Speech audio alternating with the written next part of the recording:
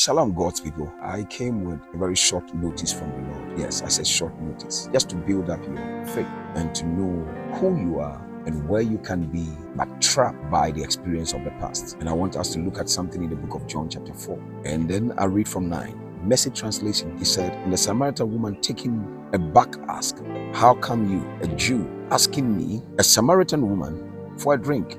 Jews in those days wouldn't be caught dead talking to Samaritan. Jesus answered, if you knew the generosity of God and who I am, you would be asking me for drink, and I will give you fresh living water. Let's read verse 20. Our ancestors worship God at this mountain, but you Jews insist that Jerusalem is the only place for worship, right?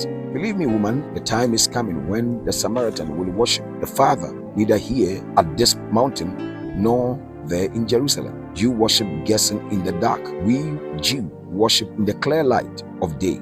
God's way of salvation is made available through the Jew. Verse 23. But a time is coming, it has, in fact, come, when what you are called will not matter, and where you go to worship will not matter. It is who you are, the way you live, that count before God. Your worship must engage your spirit in the pursuit of truth. That's the kind of people the Father is out looking for those who are simply and honestly themselves before Him in their worship. In other words, the woman was a great woman of valor. She's trapped in her past because she doesn't want to open up, holding on to the past. The Jews doesn't want to have, they don't treat us okay. They see us as nothing. The point is this one. This is where the devil always wants us to stay, that we are trapped in our past. We are not able to move forward. But the Spirit of God is saying that let it go. Take a leave, move away from the past, and don't let the enemy use the past to trap you, because what God is not considering is where you are worshiping, but He wants to consider the kind of heart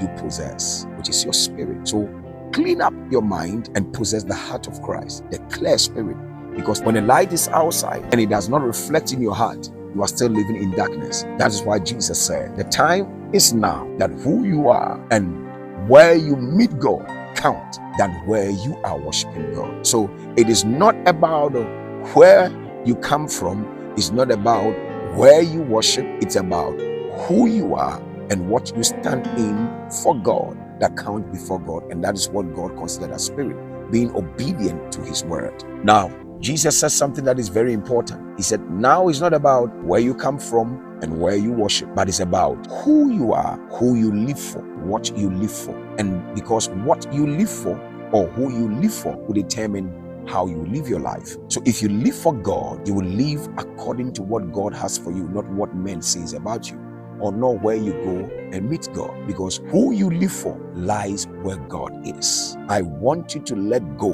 of the past, of the abuse, of what people have done to you, of your struggles, of your addiction, how people have pointed hands at you, and then exploit in the very Spirit of God by obeying to His word and coming to accept who you are now in Christ. That is what God is expecting, because He's going to reflect in your action. If you understand who you are in Christ, it will reflect in your action. Take a leave from your past and enter into the Spirit. Start afresh and move on. And God is going to back you up. Let it go. Explore in God's Spirit. God bless you. My name is Apostle Mobikata, the prayer evangelist. I'll come on your way another time with God's short notice. Shalom, peace. Bye.